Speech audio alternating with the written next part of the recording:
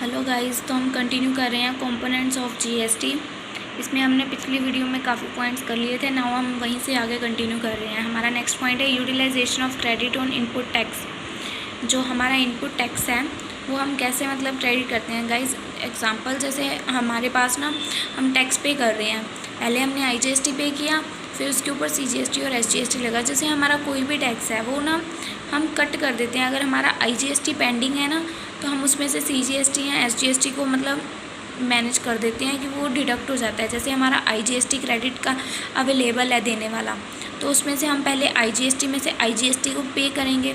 अगर उसके बाद बैलेंस बच जाता है तो उसमें से हम सीजीएसटी को प्रेफरेंस देंगे। उसके बाद फिर बैलेंस बच जाता है तो हम एसजीएसटी को प्रेफरेंस देंगे। आईजीएसटी अगर बचा हुआ है, हमारा बैलेंस पिछली बार का अवेलेबल है, तो उसमें से पहले हम प्रेफरेंस नेक्स्ट टाइम के आईजीएसटी को देंगे। और उसके बाद अगर फिर भी बच जाता है तो उसी टाइम के सीजीएसटी को एंड देन एसजीएसटी को। और अगर हमारा पिछली बार का सीजीएसटी का बैलेंस पेंडिंग अवेलेबल है तो देन हम पहले उसमें से नेक्स्ट ईयर का सीजीएसटी पे करेंगे and then IGST. And then next term SGST available है तो हम SGST and then IGST. Next UTGST में से पहले फर्स्ट यूटीजीएसटी को प्रेफरेंस देन आईजीएसटी को। ठीक है, टेबल शुड बी गिवन। यही वही चीज़ नीचे एक्सप्लेन की गई है। फर्स्ट हम utilize first pay CGST, then pay IGST, SGST utilize first SGST and IGST, वही सब कुछ लिखा हुआ है। Then next point, common portal website manage by GSTN. जो हमारी जीएसटी होती है उसका एक कॉमन पोर्टल गवर्नमेंट ने प्रोवाइड किया होता है कस्टमर्स को, कि जिससे वो अपने सारे डॉक्यूमेंट्स वगैरह खुद ही साइट पे पोस्ट कर दे, जिससे गवर्नमेंट को कोई प्रॉब्लम ना फेस आए। ठीक है, इसकी एक साइट है www.gst.government.in। Website manage by goods and services network has been set up by the government establish a uniform interference for the taxpayer and a common and share IT।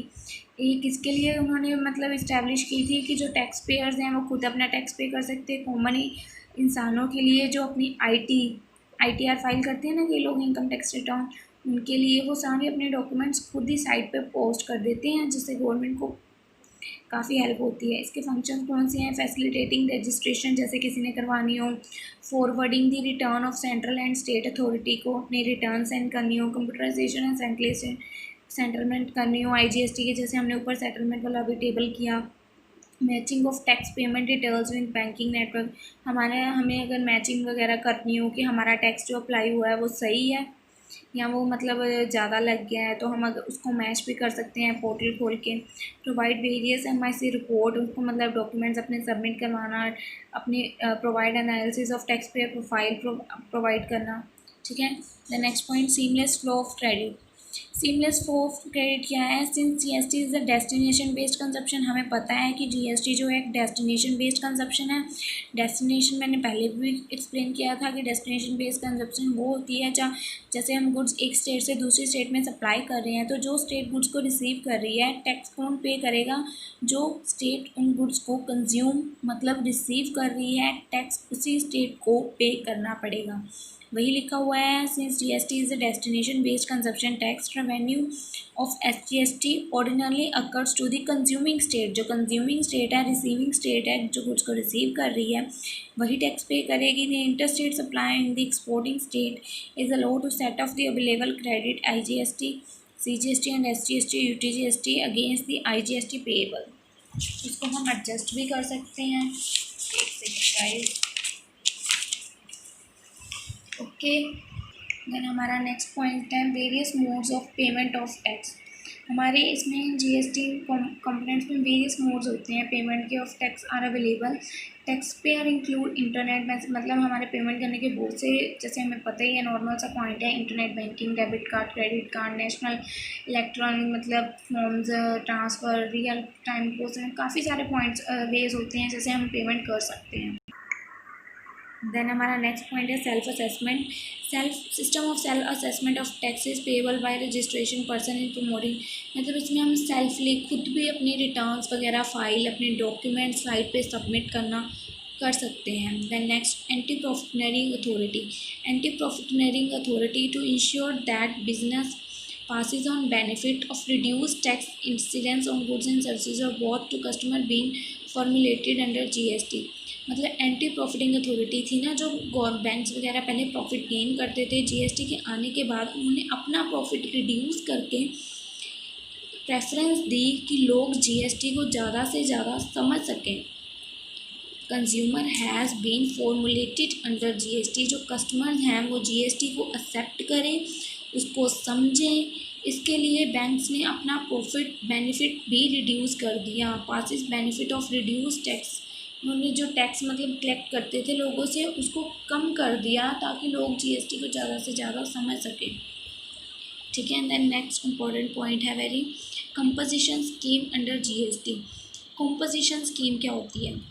First देखिए, manufacturer service provide, जिनकी ना income, जिनकी cell 20 lakh होती है, 20 लाख के near by होती है, जिनकी सेल 20 लाख से कम होती है, उनको ना अपना मतलब नेम रजिस्टर कराने की कंपनी का ज़रूरत नहीं होती।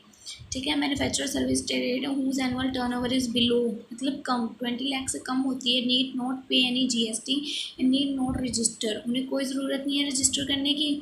और limit for registration is 10 lakh. जो हमारे मतलब पहाड़ी इलाके होते हैं जैसे असम, अरुणाचल प्रदेश, जहाँ मतलब सेल वगैरह बहुत कम होती है, उनकी मतलब उनकी वैल्यू रखी गई है, उनकी वैल्यू रखी गई है 10 लाख।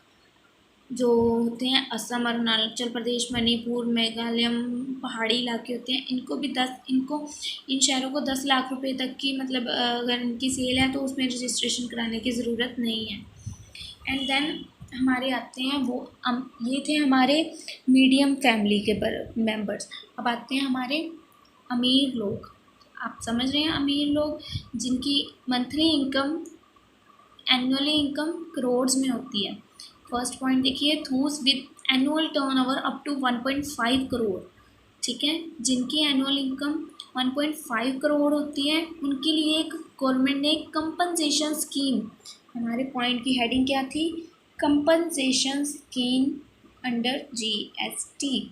वही इस पॉइंट में अब आ गया, जिन गवर्नमेंट ने ये स्कीम निकाली थी उन लोगों के लिए जिनकी annual turnover 1.5 crore up to है, तो उनके लिए ये स्कीम निकाली थी। जो तो 20 लाख हैं वाले हैं, जिनकी मतलब एनुअल टर्नओवर 20 लाख तक है, वो तो अपनी मंथली आईटीआर फाइल करते हैं। अपनी हर कोई इंसान अपनी आईटीआर मंथली फाइल करता है।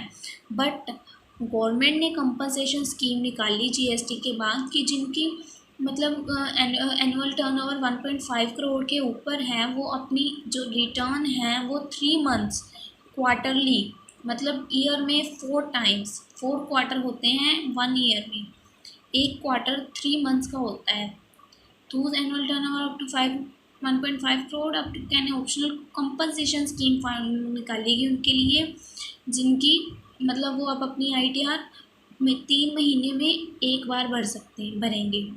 और जो इसमें भी जो बाहर के इलाके हैं, पहाड़ी एरियाज़ हैं, अरुणाचल प्रदेश, असम, मणिपुर, मेघालय, मिज़ोरम, नागालैंड, त्रिपुरा, सिक्किम, हिमाचल प्रदेश, इनमें लिमिट क्या रखेगी? 75 लैक्स। जिनकी अप टू 75 के नियर बाय है, उनको क्वार्टरली पे करनी चाहिए इन स्टेट्स में, और जो हमारी है नॉर्मल उनमें 1.5 करोड़। आई होप गाइस ये टॉपिक आपको क्लियर हो गया होगा। अगर कोई प्रॉब्लम है, कुछ भी अगर पूछना है तो please comment. Thank you for seeing this video.